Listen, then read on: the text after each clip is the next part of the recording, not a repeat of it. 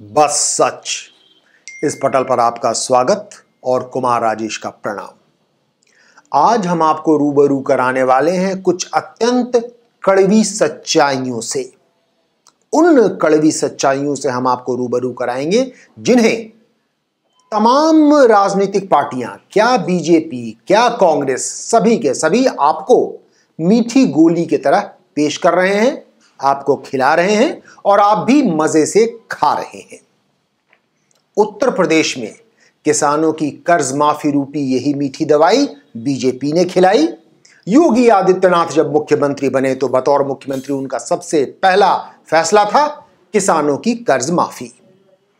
इन विधानसभा चुनाव में यही किसानों की कर्ज माफी रूपी मीठी गोली कांग्रेस ने खिलाई। मध्य प्रदेश में मुख्यमंत्री बनते ही कमलनाथ ने पहला फैसला, अपने बड़ा फैसला लिया, किसानों की कर्ज माफी। लेकिन क्या आपको पता है कि ये किसानों की कर्ज माफी दरअसल किसानों की बदहाली का इलाज नहीं करता है। At best this farmers loan waiver can best be called as a painkiller, but certainly not the basic remedy to get the farmers of the disease of farmers distress। तो आखिर क्यों हम आपको कह रहे हैं कि किसानों की कर्ज माफी खुद किसानों के लिए ही नुकसानदेह है, भले ही तात्कालिक रूप से उन्हें कुछ फायदा मिलने की बात हो या उन्हें ऐसा अनुभव हो। क्यों कर्ज माफी के बावजूद ज्यादातर जो लाभार्थी होने चाहिए किसानों में, उन्हें इसका फायदा मिलता ही नहीं है। क्यों ये कर्ज माफी देश के लिए नुकसानदेह है, अर्थव्यवस्था के लिए नुकसानदेह है, और सबसे बड़ी बात ये कि आखिरकार अगर किसानों की कर्ज माफी खुद किसानों के लिए ही नुकसानदेह है, देश के लिए नुकसानदेह है, तो फिर किस तरीके से किसानों की बदहाली दूर की जा सकती है? इन तमाम सवालों के जवाब दे रही है प्रेम कुमार की ये रिपोर्ट। मध्य प्रदेश, छत्तीसगढ़ और राजस्थान में किसानों के कर्ज माफ हो गए हैं। असम ने भी इसी रास्ते पर चलते हुए कर्ज माफी का ऐलान कर दिया है। अब राहुल गांधी ने पूरे देश में किसानों का कर्ज माफ करने और जब तक ऐसा नहीं होता है प्रधानमंत्री नरेंद्र मोदी को चैन से नहीं सोने देने का ऐलान कर दिया है। नरेंद्र मोदी से कर्जा माफ करके ही दिखाएंगे। हम खड़े होंगे, हम उनसे लड़ेंगे, 1 इंच पीछे नहीं हटेंगे, उनको सोने नहीं देंगे, रात भर सोने नहीं देंगे जब तक हिंदुस्तान के किसान का कर्जा माफ नहीं होगा। अचानक भारतीय राजनीति किसानों की कर्ज माफी पर आ टिकी है। कर्ज माफी चुनाव जीतने का मंत्र बनकर सामने आई है। आम चुनाव से पहले मोदी सरकार भी कर्ज माफी के मंत्र को फूंकने का टोटका आजमाने का मौका छोड़ना नहीं चाहती। लिहाजा खबर है कि चुनाव में देश भर में किसानों के 4 लाख करोड़ रुपए की कर्ज माफी के साथ बीजेपी 2019 के लोकसभा चुनाव में उतरने जा रही है। यह कैसी स्पर्धा है? सरकार एक डॉक्टर की तरह होती है, वह इलाज करती है। अगर डॉक्टर जड़ से बीमारी दूर करने के बजाय मरीज को महज तात्कालिक पेन किलर देने की आदत डाल दे तो क्या मरीज का भला हो सकता है? क्या बीमारी दूर हो सकती है? किसानों की बीमारी का इलाज क्या है? इलाज है उत्पादन और उत्पादकता बढ़े, किसान बाजार से जुड़े, बिचौलियों से किसानों को बचाया जाए, किसानों में मोल भाव करने की ताकत आए। ऐसा कैसे होगा? निश्चित रूप से खेती में निवेश करने होंगे, खेती को आधुनिक बनाना होगा, मौसम की निर्भरता से खेती को आजाद कराना होगा, एक समयबद्ध योजना और उसके क्रियान्वयन को सुनिश्चित करके ही ऐसा किया जा सकता है। अगर हम सरकारों को डॉक्टर कह रहे हैं और किसानों को मरीज, तो देश की राजनीतिक व्यवस्था को हम चिकित्सा विज्ञान कह लेते हैं, जो अचानक अनुसंधान रहित हो गई लगती है। हमारे देश की राजनीति देश को दिशा देने के बजाय उसकी दुर्दशा की वजह बनती दिख रही है। 2008 में देशव्यापी कर्ज माफी के बाद 2009 में यूपीए सरकार दोबारा सत्ता में आई थी, मगर उस कर्ज माफी पर सीएजी की रिपोर्ट पर गौर करें तो 13.5% पात्र किसानों को ऋण माफी का लाभ नहीं मिला। 8.5% अपात्र लोगों को ऋण माफी से फायदा पहुंचा। 6% किसानों को उतना फायदा नहीं हुआ जिसके वे हकदार थे। 34.3% मामले ऐसे रहे जिनमें बगैर किसी प्रमाण के ही ऋण माफ कर दिए गए। ऐसे लोगों के भी लोन माफ हुए जिन्होंने कार लोन या पर्सनल लोन ले रखा था। तय सीमा अवधि से अलग लोन लेने वालों के लोन भी माफ किए गए। ऋण माफी की रकम से ही माइक्रो फाइनेंस इंस्टीट्यूशन को लोन दे दिए गए। कई मामले ऐसे भी रहे कि बैंक ने पैसे रख लिए, किसानों को दिए ही नहीं।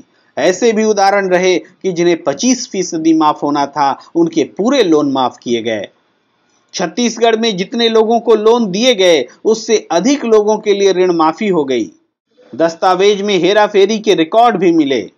तब विपक्ष में रही बीजेपी ने 10,000 करोड़ के घोटाले का आरोप लगाया था। बात साफ है कि जो रकम किसानों की कर्ज माफी के लिए थी, उसकी जमकर बंदरबांट हुई।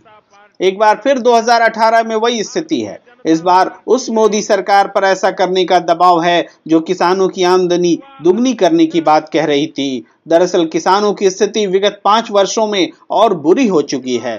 नेशनल क्राइम रिकॉर्ड्स ब्यूरो की रिपोर्ट बताती है कि कर्ज के बोझ तले किसानों में खुदकुशी की दर लगातार बढ़ रही है।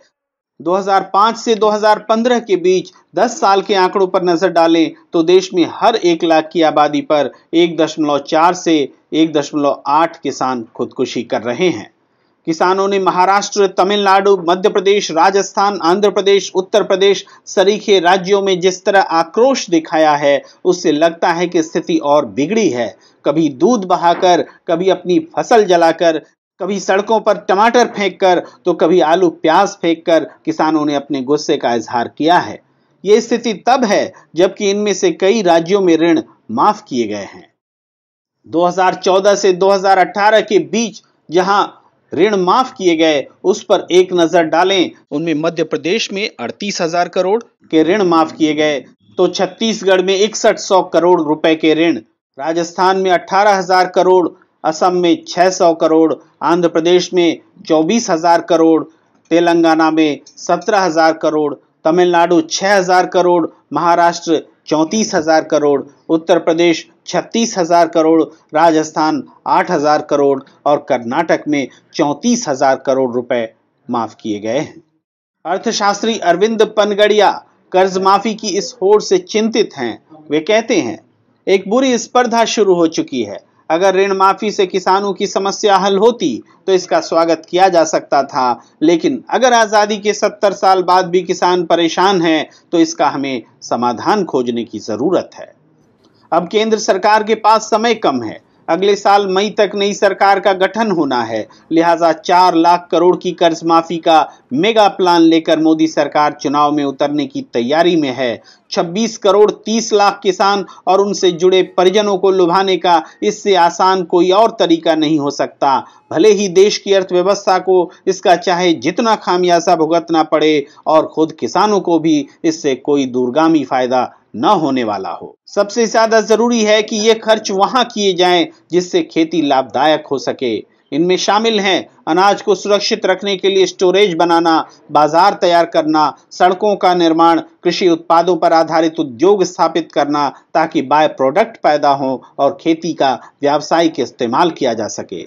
यहाँ यह भी याद दिलाने की जरूरत हो आती है कि इसी देश में सरदार पटेल की मूर्ति बनाने पर 3,500 करोड़ रुपए का खर्च भी किया जाता है। इस रकम से असम में किसानों का कर्ज 6 बार माफ किया जा सकता था, मगर सही न मूर्ति पर हजारों करोड़ का खर्च करना है, न ही कर्ज माफी के तौर पर पेन किलर देकर किसानों की सेहत बिगाड़ना है। असल सवाल यह है कि देश की राजनीति मूल समस्याओं को हल करने के प्रति कब संवेदनशील होगी।